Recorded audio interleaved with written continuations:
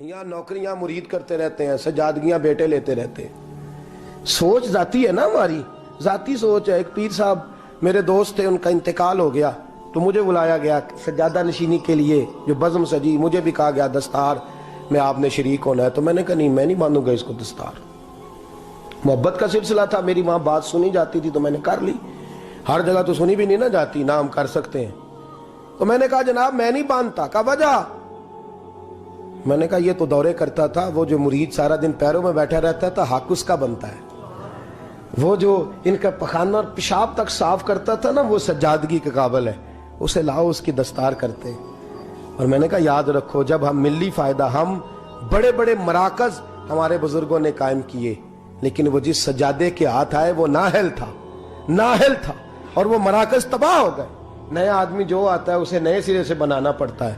और हमारे जैसे लोग जब तक इदारे बनते हैं तब तक बुढ़ापा आ जाता है, फिर कहाँ काम करेंगे। जब तक मौके मिलते हैं, वसाइल मिलते हैं, तब तक सेहत ही साथ नहीं देती, तो कैसे दीन का काम होगा। 2-2, 4-4, 500 रुपए के लिए मसाइल बने रहते हैं। हम लोग उन मराकज में क्या रह गया है। हमने बेटों को और सज्जादों को जब आगे लगाया तो क्या असर हुआ है।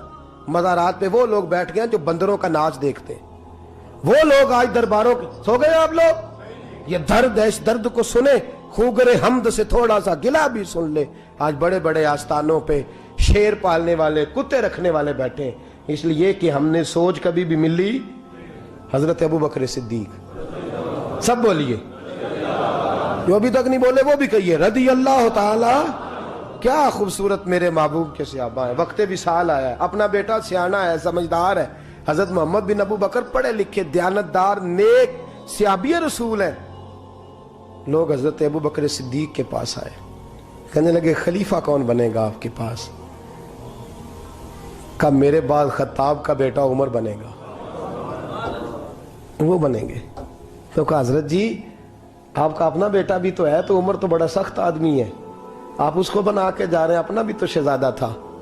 हजरत से हाँ बेटा अहल हो तो बनाए। हजरत अली ने बनाया इमाम हसन, अहल हो काबल हो तो हर्ज बनाए, हर्ज नहीं काबल हो। हजरत सैयदना अबू बकर सिद्दीक रदी अल्लाह ताला अन्हु मिल्लत की बात करते हैं, कौम की बात करते हैं, इस्लाम की बात करते हैं। फरमाने लगे भाई मैं कब्र में जाऊंगा तो मुझसे अल्लाह ताला पूछेगा कि तू मेरे महबूब की उम्मत का निगहबान था, बता डोरी किसके हाथ में दे के आया है। तो मैं अल्लाह की बारगाह में यह जवाब देना चाहता हूं कि उसको दे के आया हूं जो तेरे नबी की उम्मत का सबसे ज्यादा ख्याल रखेगा। लिहाजा बेटे को तरजीह। हजरत उमर के इंतकाल का वक्त आ गया। भाई बेटे प्यारे किसे नहीं होते, बेटे प्यारे होते हैं कि नहीं, बोलिए। औलाद बड़ी प्यारी चीज है। हुजूर ने फरमाया है कि औलाद इंसान के जिगर का फल होती है। जिगर का, मेरी तरफ देखिए, औलाद जिगर का फल होती है। जिगर का औलाद किसे नहीं प्यारे होते। हजरत उमर के बेटे अब्दुल्ला इब्ने उमर रदी अल्लाह ताला, जिनके बारे में मेरे नबी पाक ने फरमाया राजुलुन सालिहुन, ये बड़ा साले मर्द है। हुजूर ने गवाही दी कि उमर का बेटा बड़ा राजुलुन साले, साले मर्द है। मर्द कहा हुजूर ने और साले कहा। हजरत उमर फारूक का बेटा एक बहुत बड़े मुफ्ती थे। फतवा शरी ये है कि जब औरत को दिन आए हो, तोहर आया हो, तो उसको तलाक नहीं देनी चाहिए, पाक होने का इंतजार करना चाहिए। एक दफा हजरत अब्दुल्ला इब्ने उमर को बड़ा गुस्सा था, बीवी ने कोई ऐसी बात कर दी तो अय्याम तोहर में, ऐद के दिनों में तलाक दे दी। हजरत अब्दुल्ला इब्ने उमर रदी अल्लाह ताला उन्होंने ये काम किया। हजरत फारूक आजम का वक्त विसाल आया, लोग आए, हजरत उमर फारूक ने बुलाया, फरमाया मुझे मशवरा दो मैं किसको अमीर बनाऊं। 11 बंदे हजरत उमर को मशवरा देते हैं कि अपने बेटे को बना दें। आलम भी है, फाजल भी है, और मुस्तफा ने जिसे नेक कहा है फिर वो बड़ा ही नेक होगा ना, जिसे हुजूर ने नेक कहा। कितने लोगों ने मशवरा दिया, बोलिए। हजरत उमर फारूक रदी अल्लाह ताला उन्होंने फरमाया जो मेरे बेटे का नाम लेते हैं वो उठ के चले जाएं, जो मेरे बेटे का नाम लेते हैं वो निकल जाए, उठ जाए। कहा हुजूर क्या मतलब। फरमाया जिसे अपनी बीवी को तलाक देने का तरीका नहीं आता उसे मुसलमानों का हुक्मरान बना दो, जिसे तलाक नहीं देनी आती वो मुसलमानों का हुक्मरान बन जाए, तबाही करे। खबरदार कोई मेरे बेटे का नाम ना ले। हुजूर फिर किसको बनाएंगे। फरमाया 6 बंदों के नाम देता हूं, अली को बना लो, उस्मान गनी को बना लो, حضرت طلحہ کو بنا لو, حضرت عبیداللہ کو بنا, حضرت طلحہ بن عبیداللہ کو بنا لو, حضرت سعد بن نبی وقاص کو بنا لو, حضرت عبد الرحمن بن عوف کو بنا لو, جناب سعید بن زید کو بنا لو.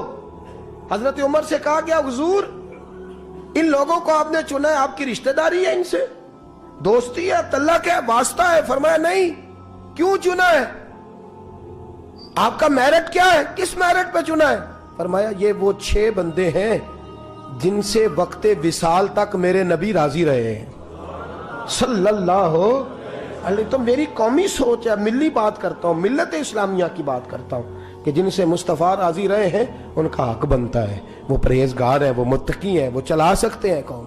ہماری سوچ ذات تک اڑ گئی ہے, جاگ کے بیٹھیے, ہماری سوچ ہماری ذات تک اڑ گئی ہے. اس کا نقصان ملت کو اٹھانا پڑ رہا ہے, اس کا نقصان قوم کو سہنا پڑ. 2 کروڑ کی کوٹھی بنا لی ہے پر 10,000 روپیہ گلی میں نہیں لگایا. ہم نے اپنی تھڑی اتنی لمبی چوڑی بنا لی ہے کہ جو بھی گزرتا ہے اس کو تکلیف ہوتی ہے, لیکن ہمیں تو آرام ہے نا, ہمارا تو موٹر سائیکل اندر جاتا ہے کہ نہیں, ہمیں کیا لگے. ہم نے بڑا کر کے پھٹا لگایا ہے, لوگ گرتے ہیں تو گرے, ہمیں اس سے کیا غرض. ہم اس بات کا احساس ہی نہیں کرتے کہ ہماری ذات کو تھوڑا نفع ہے اور ملت کو, قوم کو, اسلام کو اس کا کتنا نقصان ہے. میرے غوث اعظم کا بغداد لٹ گیا, تباہی آ گئی, فساد پھیل گیا. حضرت علی شیر خدا کا نجف اشرف اجڑا, امام حسین کے میدان کربلا میں پھر سے کربلا ہوئی. بتاؤں وجہ کیا ہے؟ صدام کے چند جرنیلوں نے امریکہ کے ہاتھوں اپنے آپ کو بیچا, فیملیوں ساتھ وہ امریکہ چلے گئے. وہاں جا کے امریکہ کی فضاؤں میں وہ ٹھنڈی سانس لے رہے ہیں, اور ظالموں کچھ دن کی زندگی, کچھ دن کا سکون, اور تم نے حضرت سری سختی اور جنید بغدادی کا شہر تباہ کر دیا, اجاڑ کے رکھ دیا. بغداد کے لوگ بھیک مانگ کے کھاتے, بغداد کے لوگوں کو لوٹ کر کھاتے. وہاں قحط پڑ گیا مردوں کا قحط پڑ گیا. عورتیں جلوس نکال رہی ہیں کہ مرد 2 شادیاں کریں. تھوڑے نفع کے لیے تم نے اسلام کا سودا کر ڈالا, تم نے بیچ ڈالا ملت کو. اللہ کی بارگاہ میں تم کو جواب نہیں دینا, وہاں تم کو حاضر نہیں ہونا.